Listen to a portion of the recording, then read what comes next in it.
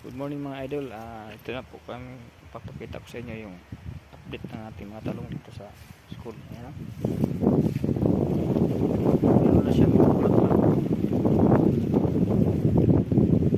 Update natin. Simula na siyang mamaklak mga talong dito. Kaya lang may tama ng steam borer o shoot borer. Ayan, shoot borer.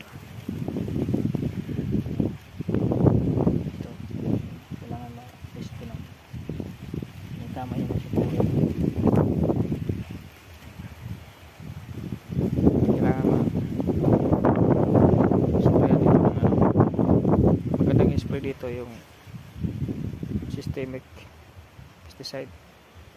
Lanit po dito, lanit pesticide, kasi pag hindi mo naagapan yung sayang yung mga bulaklak na nakaano dito, ito sira yan pag tamaan ng pit borer.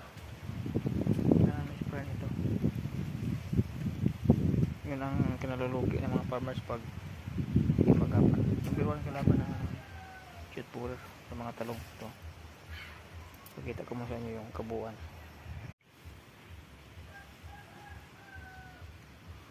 Ayan yung mga bulaklak na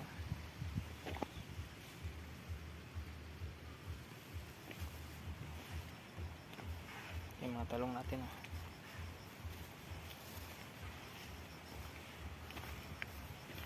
May tama pa ng parang ito.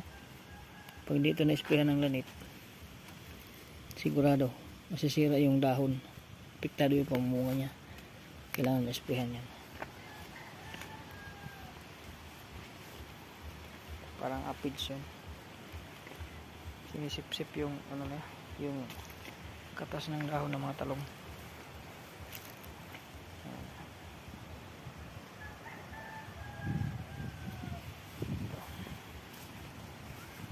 Madamo nga yung gilid daw.